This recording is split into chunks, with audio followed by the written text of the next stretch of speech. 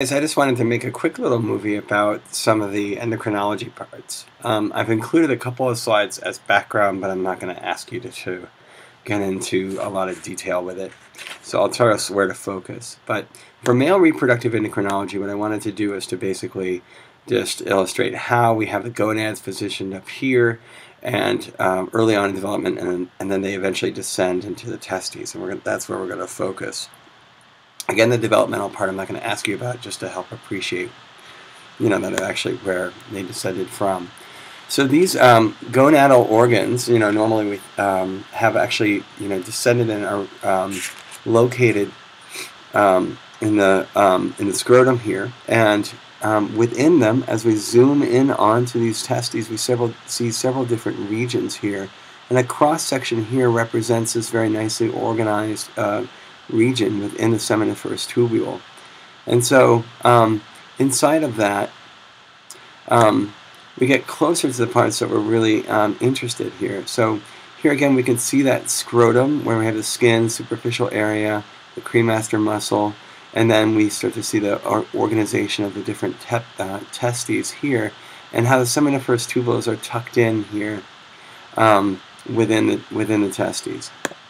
So as we look at these seminiferous tubules, they contain these spermatozoa that are part of them. So here's an example of the seminiferous tubule, and then we're looking in and we're seeing the position of these different spermatozoa that are maturing as they progress towards the lumen of this of the seminiferous tubule. So they're being born out here as spermatogonia, and then they start to move inwards. And so they're maintained and controlled by these sustenticular cells that are located out here. So let's take another look, and we can see a diagram that helps to be able to illustrate that. And we have here our sustenticular cells right here, and then we have our spermatozoa, the more almost mature sperm that are getting ready to be released into the lumen. We also have our spermatogonium, which are the progenitors to give rise to these spermatozoa.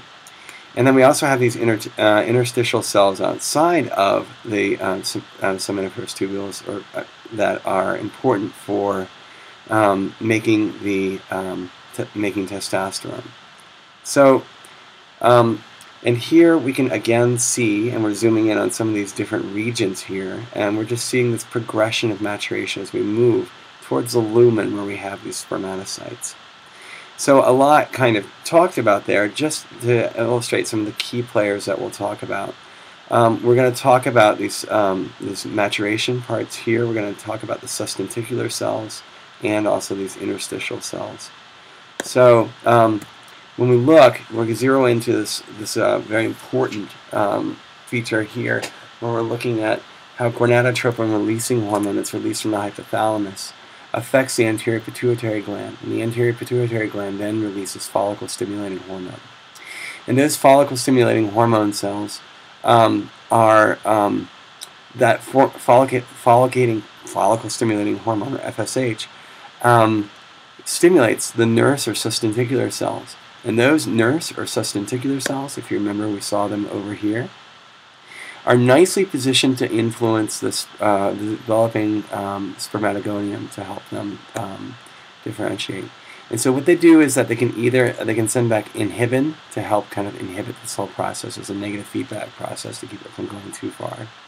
But the other thing they can do is that it can also release androgen binding protein to help concentrate testosterone in the testes and promoting spermatogenesis, and helping to form the blood-testes barrier and nourishing these developing spermatocytes. So all of this is about helping to nurse or promote this maturation by concentrating the testosterone that's present. So gonadotropin from the hypothalamus to the anterior pituitary gland. Cells within the anterior pituitary gland produce follicle-stimulating hormone that's released into the bloodstream and eventually reaches the testes and the Sertoli cells there. And then those in turn have a negative feedback loop to the anterior pituitary gland, and then they also are responsible for directing these different phases here. So this is a little simpler than the other picture that we had on that previous slide. Here, then what we look at is there's another pathway that's happening, and that is that in addition to having GnRH from the hypothalamus affect the anterior pituitary gland to release FSH, it also promotes it to release luteinizing hormone. And luteinizing hormone, what that does is that stimulates those interstitial cells of Leydig, and those help produce testosterone. And we learned those interstitial cells, I'll jump back, are these guys right here that were pointed out, and we also saw them right here. So those are our major pathways that we're thinking about for male. For female reproductive endocrinology, what we want to be able to appreciate here is a sequence of events that happens during their female reproductive cycle. So the first thing to realize is FSH is released from that anterior pituitary, and that's promoted by the hypothalamus, releasing the anterior hypothalamus. The hypothalamus releasing the gonadotropin-releasing hormone. So this step right here is being promoted, much like we saw with males, from gonadotropin-releasing hormone, or GnRH. So now we got follicle-stimulating hormone in action, and what that does is that helps to drive the primary follicle to mature. And as it matures, the granulosa cells that are present right here start to release estrogen.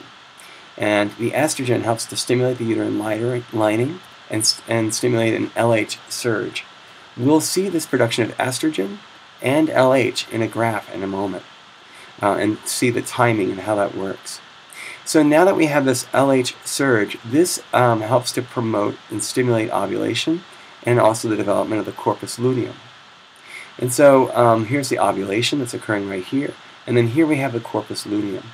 And the corpus luteum helps to promote and make progesterone and estrogen, and this helps to maintain the uterine lining, estrogen does, and progesterone helps to inhibit FSH and LH, which in turn helps to allow the uterine lining to be maintained rather than eventually sloughed off.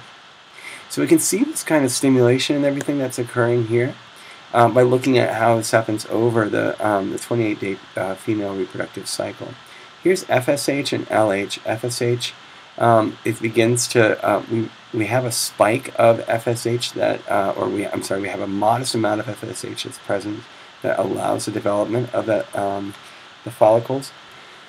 And and then eventually we have this production and LH surge that occurs at around day 13 or so. So right around here, that's where we get the LH surge. And that LH surge was stimulated by by follicle-stimulating hormone, and that helps to promote ovulation. So this also helps to stimulate the corpus luteum that we see here, and that corpus luteum, as we mentioned before, helps to get that estrogen levels to stay up, which is being shown here, and then also progesterone levels to actually come up and stay and rise as well. Excuse me. So that's what those are some of the major effects that we're seeing. As I mentioned before, also we have the estrogen that's produced by the granulosa cells right here, and that little spike is occurring right here. So estrogen pop here from the granulosa cells causes the LH surge, and that LH surge then helps to promote ovulation. The corpus luteum that remains helps to go through these different cycles, including progesterone. And so this eventually will indicate that we're going to maintain the uterine lining and that we're ready for pregnancy. If it didn't work, if we didn't have fertilization occur, then what would happen is that the corpus luteum would be present, but would would eventually degenerate, and so the FSH and LH levels will start to return, like is being shown here. But if the corpus luteum, if there is actual successful fertilization, then the corpus luteum will start to release human chorionic gonadotropin, and that also helps to maintain those progesterone and estrogen levels. So it's not shown here, but that human or chorionic gonadotropin hormone, or HCG, is really important for helping to maintain the embryo that's starting, the fertilized embryo that is going to be attaching to the developing uterus. So that covers it. Okay, good luck.